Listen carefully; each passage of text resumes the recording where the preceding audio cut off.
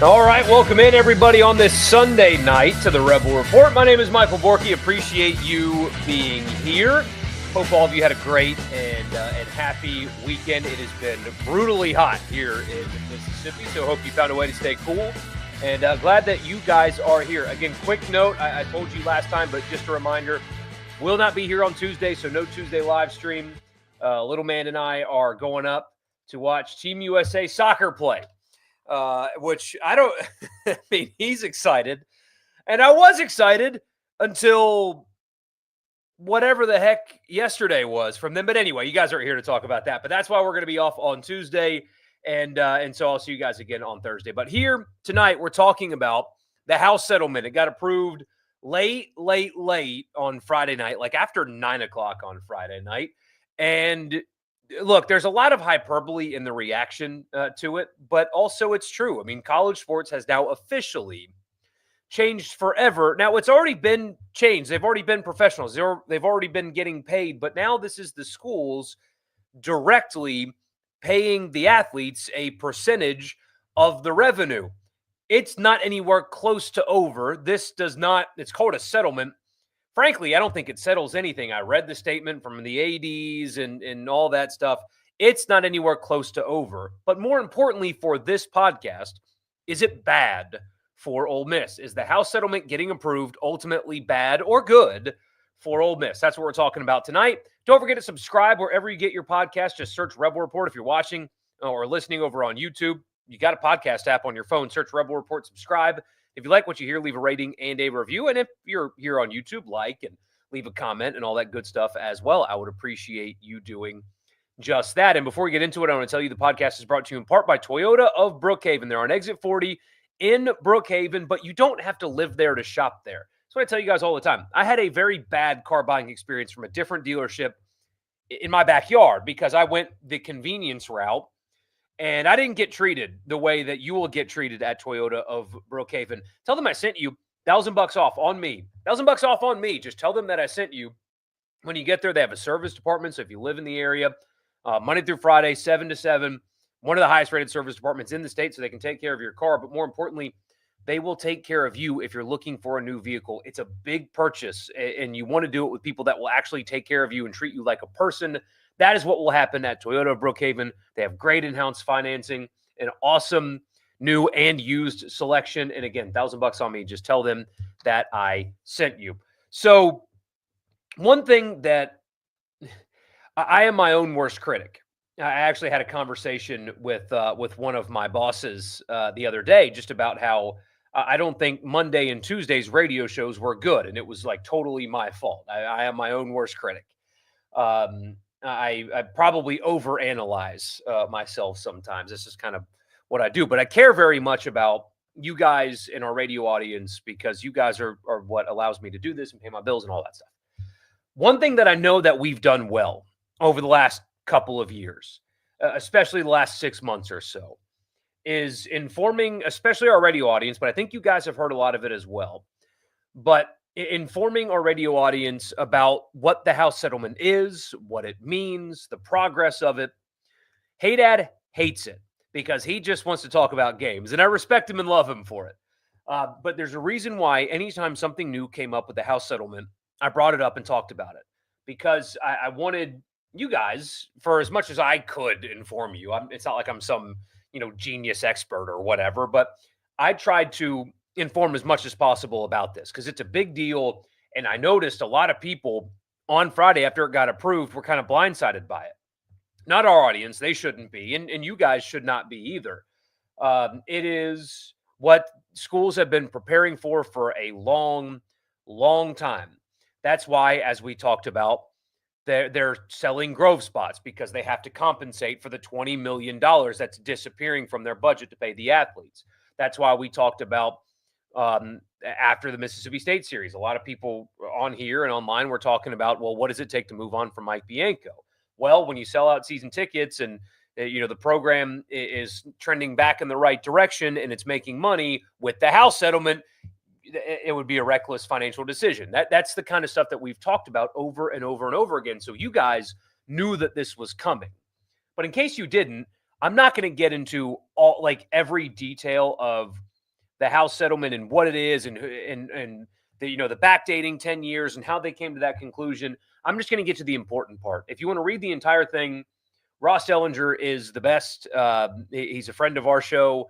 I'm going to get him, hopefully, if he's got time, I'm going to ask him to do a long form interview with me that I'll put in this podcast feed, maybe Thursday or Friday, is if he's got the time, just to kind of go through all of it with you guys. The important part of it is, though, is that it now opens up revenue sharing with athletes. And on top of it opening up revenue sharing, the important part is it's just north of $20 million that is capped at that number. It's like $20.5 million. And every school is capped at that number. It is not a percentage reflection of what your school's individual revenue is. Somebody that covers Mississippi State tried to say that Haydad and I were incorrect about that. We were not. It is, everybody is capped at that number. They can distribute that money however they see fit. In SEC country, I mean, you're going to see something like 75 to 80% football, 10% men's basketball, 5% the rest, stuff like that. And it'll vary based on school because they can do it at their own discretion. So then, well, what does this mean for NIL deals? As part of the House settlement, they have created a commission or whatever, and they're also going to pay Deloitte, the accounting firm, to oversee, be a clearinghouse for any third-party NIL deal for athletes. Anything over $600 has to go through this clearinghouse and get approved. If it is not what they determine to be fair market value, they will deny that deal. So that is essentially what it is. There's also roster limits or scholarship increases. Baseball will now get to have full scholarship players, which I think it will help Ole Miss a little bit, help Mississippi State a little bit, since there's no, lottery scholarship system here in Mississippi like there is where I grew up in South Carolina. But that's the gist of it. Hard capped, schools paying athletes directly. NIL deals, if they're over $600, have to be approved through Deloitte to be fair market value as they determine it. And if it's not, they will deny it. Okay, that is what the important part of this is. Now, if it stands as it is forever, okay, that's a very important thing. I'll get to why it won't in a minute. But if it were to stand as it is forever, is it bad for Ole Miss? Yes, and also no. Okay, so I'm a fence straddler, but I'll tell you what I mean by that. So, yes, it's bad for Ole Miss from this perspective. The NIL era has been very good to Ole Miss, but not because Ole Miss is the richest program in the country. Never has been, never will be. Ole Miss has never had the most money, even in this era, despite them navigating it and being very successful. I saw Stuart Mandel say something like, how is Ole Miss now with the House settlement going to be able to compete financially with Texas? It's like they never have. They've never been able to. Even in this era, they're not competing financially with Texas, okay? Ole Miss has not been rich. They have been well-funded. They have been organized. That's the thing. Ole Miss in this era had a bunch of people pulling the rope in the same direction, and that direction was unified in the pursuit of winning, generally speaking, without ego, right? You didn't have one collective here, one there, booster faction here, booster faction there.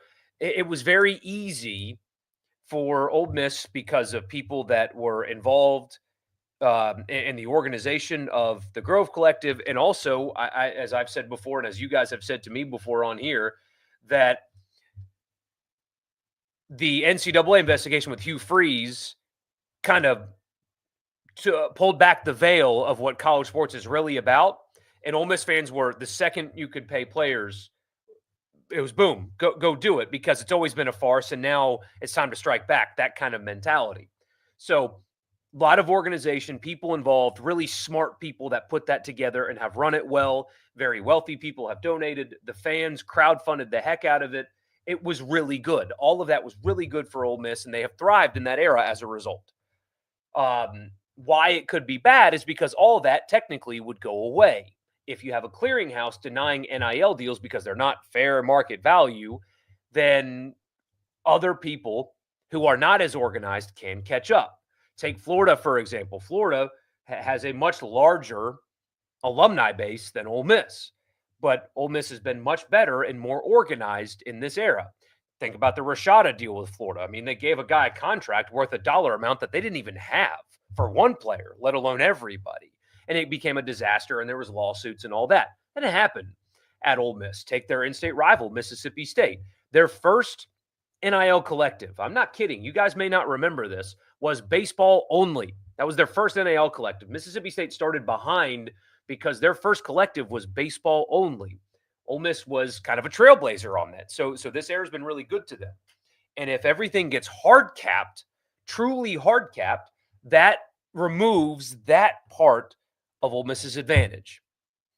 But if everything is really, truly, actually hard capped, then that's good for Ole Miss. And here's why. Because, like I said before, despite Ole Miss being in sidebar, it always has cracked me up, and I've said this to you guys before. When people are like, "How does Ole Miss have all this money to pay players?" It's like, oh, a major Southern university with a law school, a medical school, an accounting school, a business school, all of it wouldn't have wealthy alumni who are into sports. Like, why do like people look at like the financial demographics of the Delta and think that's like the Ole Miss alumni base? It was always so stupid. But anyway, if you have a true hard cap, that means that Texas could not outspend you. If there was a real, true, actual, enforceable hard cap that you could not go over, that means Texas couldn't outspend you anymore. Georgia couldn't outspend you anymore. LSU couldn't outspend you, and on and on and on. Look at the NFL. The Cowboys are the most valuable franchise in the United States of America. They can spend the exact same amount of money on their football team as the Buffalo Bills. And so when you have the same amount of money to spend, it becomes all about evaluation, coaching, culture, that kind of stuff. And so if there's a true hard cap, a real one, there won't be. But if there was a real one, then that is actually, after you get past the collective thing, a good thing for Ole Miss ultimately, because then Texas can't outspend you. Then Georgia can't outspend you. Then it's all about your structure, your coaching, all that kind of stuff. And that's why the Cowboys haven't won a meaningful playoff game since I was 1 year old. And that's why the Buffalo Bills are one of the best franchises in the NFL. That's why the Chiefs have been what they've been, because then it becomes all about evaluation and efficiency as opposed to who's got the most money. That's the problem here, though, is that there will not be a hard cap, at least not with this. There will not be enforceable rules, at least not with this. And here's a couple of reasons why. And the first one is one that we've talked about a lot, actually, on here and especially on the radio show, is the clearinghouse. The clearinghouse is, I think it's shameful that they put this together and think that it's acceptable. And here's what I mean by that. There was one of you guys on here, one of you commenters owns a landscaping business. And so we'll use that as the example. Somebody calls you, landscaper, and says, "Hey, I want a cut, a trim, and some bushes trimmed, and that's what I want. Cut, edge, and bushes." And you, the business owner, go to that person's house and give them a quote of $150. That's what the job is going to cost, $150. But then some accountant at KPMG tells you, actually, no, that's an overcharge for that service. You actually are only allowed to charge them $60 for that service. That is a deeply, deeply un-American thing at the end of the day. Having a third party be able to tell you what you can charge or what you can earn it's un-American, ultimately is what it is. And it's also illegal. And so when Deloitte tries to strike down an NIL deal from a player because they determined some accountant in an office determined that that's a non-market value deal, all that player has to do is go to the right judge and it's over. And that will happen very, very quickly. All the player has to do in that situation is say, "Judge, I have this third party business that wants to give me money in exchange for my marketing rights. But this accounting firm over here is denying my ability to do that, even though I or a representative for me never agreed to that system being in place." It's over. And that'll happen soon. You think that a conservative judge in an SEC state is going to let Tennessee's quarterback get his NIL deal denied by Deloitte? No. That will not fly. It's a violation. All of this ultimately is a violation of American antitrust law. The people involved have to have a say, either themselves through an employee-employer contract or through collective bargaining as they're represented via a group like a union or a player representative. That's why the NFL can have a salary cap, because the owners negotiate with the players and they come up with a collective bargaining agreement. And that's why there's a salary cap that can actually be enforced. So this clearinghouse thing will not last. Not only is it fundamentally flawed and un-American, it'll get sued into oblivion and it will lose. And frankly, it's frustrating to me. If you want my opinion, I think that there's a way to get to that point. I want personally for college football to have a salary cap. I think that's a good thing to have one. Just like it's a good thing in the NFL to have one, because everybody's on the same playing field. The New Orleans Saints in small market New Orleans, when they're well run and well coached, look at what they can become. And then when Sean Payton retires and Drew Brees retires and they make bad hires and bad decisions, that they start playing poorly. It's not about money. It's about structure and organization. That's what I want for college football, but I want it done the right way. I want it done in a way that is actually morally sound, as opposed to this avenue where, again, an accountant at a desk is going to tell people, adult free Americans, how much money they can actually earn. It's wrong morally, in my opinion. I don't understand how so many people that claim to be, politically conservative can support something like this. Makes no sense to me. This is fundamentally against the principles of American conservatism. So that'll get sued into oblivion rather quickly. It will, and it will lose, and then they'll be back to square one. And then the other part is, how can Deloitte ever know if Austin Simmons were to strike an NIL deal? I mean, who's providing that oversight? They're going to hire some investigator to oversee this from Major League Baseball, but how would they ever know that somebody's paying Austin Simmons for something? How would they know? Are they going to seize his bank accounts? That's also, hey, you want to talk about legal issues? So not only is the clearinghouse going to get sued the second they deny one, how would they even know that you're doing it anyway? So in the interim, you're going to get people that are just not filing it anyway. And then the second somebody files it and denies it, they're going to get sued and it's going to be done. Again, rather quickly. Billable hours are going to win in this deal. If you read any analysis of this, that's all this has done is just opened it up for lawsuits from everybody. Title IX are now, they're going to start suing as well, because the men are going to get paid more than the women. And if you agree or disagree with that principle, it doesn't matter. That's what's going to happen. Without a doubt, that is what's going to happen.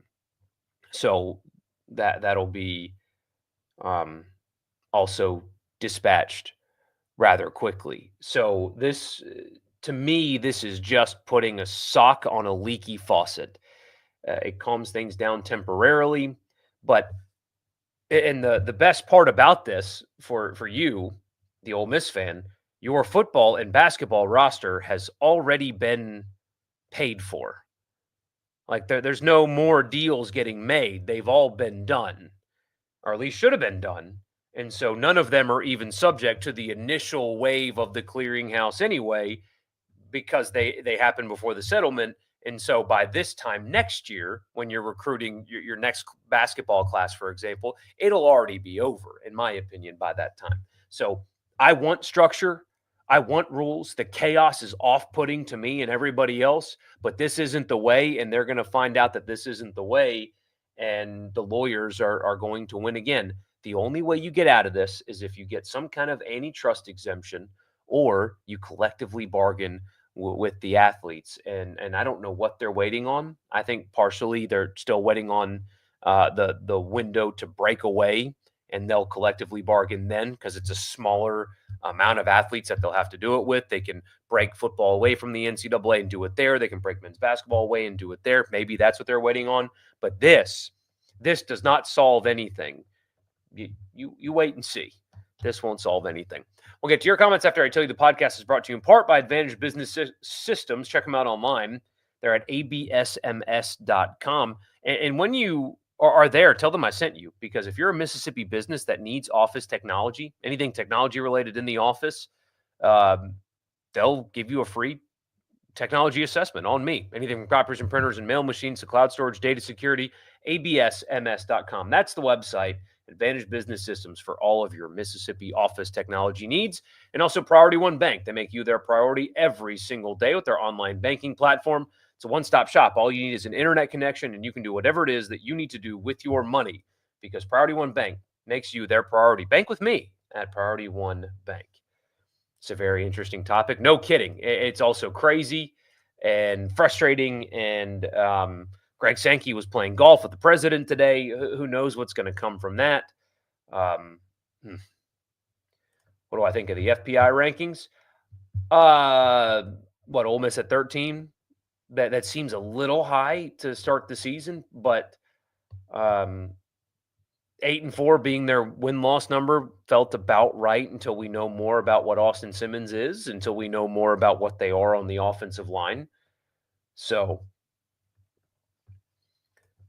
is Haight a State fan? Yes. Unashamed of that as well. Good dude. Don't let that steer you away. Won't stay on baseball tonight, but one last thing. Do you have any closing thoughts on Doyle, Fisher, and Vol fans? Also, what Arkansas was doing towards Tennessee. Here's my general principle. I understand why Arkansas lashed out the way they did, because everybody is sick of Tennessee and the way they act. I get it. But if you don't like the way somebody's acting, just put your head down and beat them. Because Arkansas engaging in that as well almost validates what Tennessee does. It almost like ignites that, as opposed to just beating them, silently beating them, which makes them look even dumber by acting the way that they do. So that would be what I would have encouraged my team to do, is ignore it, put your head down, let Fisher do the little shuffle, and let Liam Doyle cuss out every batter as he doesn't make it through the fourth inning today. I mean, just let them be the clowns. You just keep your mouth shut and win. Would have been what I would have preferred if I were Van Horn, but it's very boring, but it's important. Now we just wait and see all the lawsuits coming down the road. Part of me was hoping for mass chaos. If the settlement got struck down, there are definitely schools out there who have been paying in advance on the hope this passed. There's no doubt about that. Absolutely. Really appreciate y'all's content. Appreciate you, David. Thank you, man. How do we think Ole Miss should specifically divide up the revenue sharing if it were up to me? Well, it depends. How much were they able to get in with the Grove Collective for basketball and football before this? I can't imagine many. None of the new baseball deals will be before the settlement was approved, but I mean, something like 85, 10, 5, something like that. What are my picks? Oh, gosh, for the U.S. Open, Scotty, because I'm boring. I hate the way Rory's playing going into this, and that's fine. I really don't like the way he's handled post-Masters to be honest with you. But it's Scotty's world, and we're all living in it right now. Um, would love to see Lucas Glover win another one, but that's a pipe dream at this point. How about the whole men's basketball and football revenue separation idea now that this is passed? We're getting closer and closer to that every single day. Every single day. Also, we'll be curious to see how Title IX fares in the future. See if I saved the quote. I thought I did. Yeah, here's the quote. To the extent that schools violate Title IX when providing benefits and compensation to student athletes pursuant to the injunctive settlement agreement, class members will have the right to file lawsuits arising out of those violations. So now the schools are going to get sued by their female athletes because they're not getting an equal cut. The House settlement is already basically dead. I know it's a big day and a monumental day, and all the stuff that was written was true, but I really think that some of it, anyway, was not doing a good enough job of expressing really how flimsy this is. John Cohen really screwed Mississippi State at the start of the NIL era. Could not have possibly made a worse decision than the one that he made.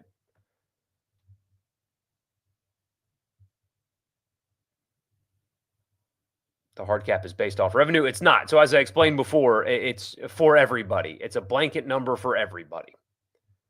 Just don't know how a hard cap would truly be enforced. You can't enforce it. You can't.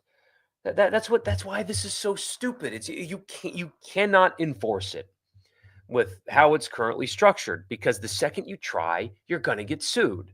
The only way, the NFL enforces a hard cap because of the collective bargaining agreement.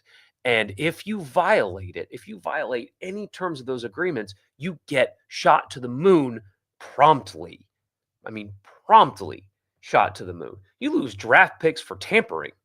There's real structure and rules and an agreement, but this is, oh, well, Deloitte's going to do this, and then, hey, we're going to hire this guy to do this, and, oh, by the way, he's got to, they've got to oversee 350 different schools. It's nonsense. The whole thing is just absolute freaking nonsense. That's what it is. And until they break away in CBA, it's going to be nonsense. Have a hard time believing the SEC's done expanding. What 2 or more schools do I see joining the league in the future? Who would I want? Well, want versus what I think they'll get are 2 different things, I suppose. I would love Clemson to be in the SEC. Would love it. I think that they would fit right in. They would fit like a glove in the SEC. It's a pretty cool town. The nightlife leaves a little bit to be desired, but it's a pretty town. That, like, the campus fits well, the culture of the people, like they will fit right into the SEC. They play good football. Their stadium facilities, environment, all that feels very SEC. And North Carolina for the brand. And yeah, that excludes Florida State, but I would rather have Clemson than Florida State. And maybe that's because I'm too close to it. I don't know, but there's a reason I didn't go to Clemson. But I do think they would fit in the SEC like a glove, man, just beautifully. Collective bargaining agreement is something that college players would never want to agree to. Make them. Make them. You provide the platform in which they play. This idea that the players have to have all the powers is something that I disagree with wholeheartedly. You are the product. You provide everything for them. If they don't want to sit down at the table and negotiate with you, okay, go play in the NAIA. You want hundreds of thousands of dollars a year? You want to play in the most beautiful facilities? You want to play in the biggest stadiums? You want to have the best weight rooms? You want to play in front of millions of people on TV? You got to sit down with us. You are the product. NFL players don't want to collectively bargain either, but they have to, because the owners are the ones that provide the platform for them to thrive in. So, hard cap, won't there always be payments under the table? I mean, but here's the thing. I mean, sure, yeah, but why aren't there payments under the table for NFL players? Why doesn't an owner say, well, hey, look, I would love to give you your $200 million contract, but our salary cap situation's tough. So how about this? I'll give you $100 million. Like I'll just wire you $100 million. So you have $100 million contract, and I'll pay you the rest out of pocket. Why don't they do that? Because they would lose their team if they got caught. They would lose absolutely. They would lose their team if that happened. Owners can't even have like Home Depot can't use a Falcons player to advertise because Arthur Blank. The NFL actually has rules that if they are broken, it is awful for you. So if you actually had a competent government governing body of the sport that was actually competent compared to the NCAA, and through a CBA or some kind of agreement could actually enforce rules and investigate those things, then there won't be under the table payments, or at least not very common, because then you could, by rules given, by power given to you through an agreement, you take care of business. Look at how the no cap system has affected Major League Baseball, different sports, I know, but in modern baseball, it's astonishing that the Dodgers, Yankees, and Astros don't win every World Series. Well, baseball is the most volatile sport of them all, but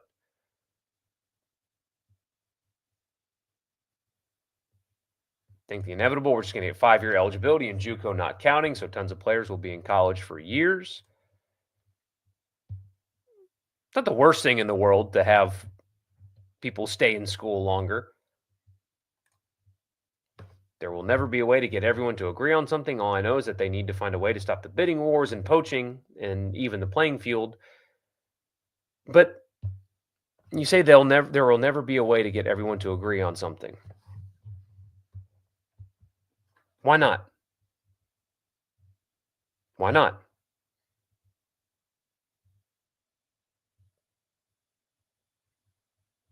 I know that's a very elementary question, but the SEC and the Big Ten and whoever they want to bring with them, they absolutely can get representatives of the players to agree to things, or else you don't have the platform to play. If the NFL can do it, so can they at the college level. Astonish you how many media types cover college athletics. See, and what's fascinating to me, Austin, though, about the political side of this is you have these people that are uber, like ultra conservatives that cheerlead, that are so excited that there is now a salary cap that the legal adults didn't agree to. I don't know. Transfer portal window is one of the first things that has to be fixed. Yeah, go from 2 to 1 and move the 1 back some. Most people that cover college athletics either don't like it or live in an area where the sport is near non-existent, not to mention the geographic and political differences that make them hate the SEC. A lot of the media types go to Missouri or Northwestern and think they know what's best for college sports, and they actually sound like idiots. Yeah, there's a lot of, and I don't think that they necessarily don't like what they cover. Man, I've been around some of these people, and I don't think they like anything. I think it's more about that, because they just don't like anything at all. But there's absolutely a bias, whether they are aware of it or not, when it comes to talking about college sports in this region of the country. There is absolutely a condescension that comes with that. There's no doubt. There's no doubt. Speaking of Ole Miss basketball, is this the best Ole Miss roster ever put together? Of all time, I don't know. When it comes to talent ceiling, since I've lived here in 2010, I moved here in 2010, yes. So in the last 15 years, the talent ceiling on this roster. Now, some pieces got to kind of come together. I mean, you're bringing a guy in from France, got one guy that's been to what, 7 different schools in the last 7 years that I mean, you really need to get something out of. It's going to take a good coaching job to get these guys from all of these different places to come together, right? But in terms of talent and ability and roster construction, yeah, yeah, it is. Arkansas wasn't the bigger man. No, they weren't, and that's disappointing. That's disappointing. What does the settlement do for a school like Southern Miss? Force them to barely keep their head above water. That's what it does. Whatever happened to the land sharks? They're still there. I mean, I think that's the one thing. If forget the mascot side of it because they designed it poorly. The story about the land shark defense is actually great, and that's where they really failed. Really, really failed with that rollout is telling people more and like embracing that story about where that came from.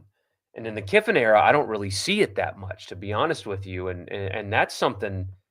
It's not the same, of course, as Chucky Mullins. That story's a little bit, that happened on the field. There's more history and I guess power to that, but the land shark story is awesome too, and that's one that I think should be embraced more, just not the way they did it.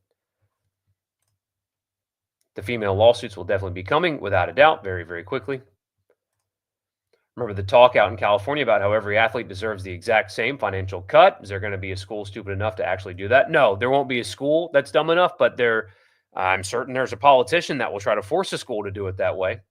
You can, buddy, you can bet your house on some California politician when they find out that USC is giving the football players 80% of the revenue, they're going to try to put their foot down and stop that. Watch. And I guess it's a private school. It doesn't matter. You wait and see. Yeah, crazy. Mississippi State was ranked number 1 10 years ago. Yeah, Florida State should not be in the SEC. I agree. I mean, frankly, I would do it to Clemson too. You don't need to give them lifelines. Them getting out of the ACC and joining the SEC is a lifeline. If you're South Carolina, if you're Florida, why would you do that for them? Would they do that for you? Is there any possibility of a college lockout and a bargaining dispute? There's always a possibility. There's always a possibility, but that right there, your follow-up is exactly what you use as leverage. Would players lose their scholarships and deals? Yes. If you want to have a lockout, you want to hold out, okay, won't play this year. Won't play and see what kind of revenue you can share with us next year. I don't understand why people are so afraid of making the players mad. They're college football players. Why are we afraid of making them mad? This process would be willingly making them wealthy beyond measure, but they have to make some concessions too. And people are like, no, that'll never happen. The players will never agree to it. Why not? I'm going to pay you lots of money. You have to show up on time. You have to be here for 2 years. You have to sign a 2-year contract, and in exchange, you will get $400,000. I mean, that's what we're talking about here. So, all I know is this is a big year for the SEC. If you guys don't make the national championship or have multiple CFP playoff teams, the SEC will lose power in demanding playoff changes. I definitely will not make the national championship this year.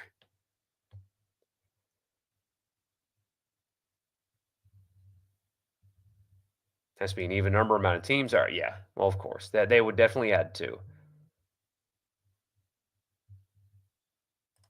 Chad Baker, Mazzara, age players where we poke fun at will become a lot more common. As long as they keep suing for eligibility, yeah. The SEC and the Big Ten together control the future of the playoff. Yes, they do. Together. Now, I think that the SEC should continue to play hardball with the scheduling.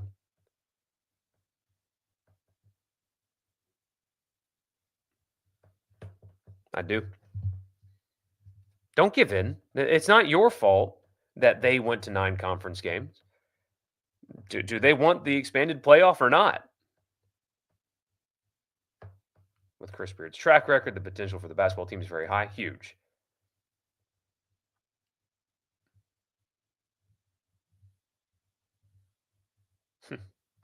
The UConn fan was trolling about Ole Miss losing in baseball. Jeez. The Tony Fine Land Shark story is great. Such a missed opportunity. Totally. I mean, how many Ole Miss fans know that story? Not enough. Even if the number's high, not enough. Tired of pretending the Big Ten and the SEC are the same thing in football, especially. Every single school, with the exception of Vandy, is invested in football. But here's the thing, man. Even Vanderbilt. I don't know what happened to my camera. I think it's time for a new webcam, but I'll try to get this fixed. It's definitely time for a new webcam. Can you guys still hear me? Check, check, check. Yeah, you can. All right, we're just gonna go this way. We're almost done anyway. My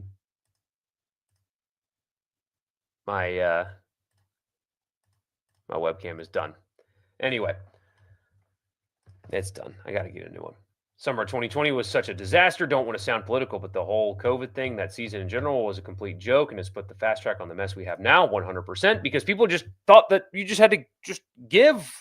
You just had to just give everything. Just give it all, give it all, give it all. And what a mistake that was. By the way, earlier, Vanderbilt is invested in football now. The Big Ten is a viable football conference, especially with Oregon and USC now in the fold, even Washington. It's viable. I just think the bottom's not as good.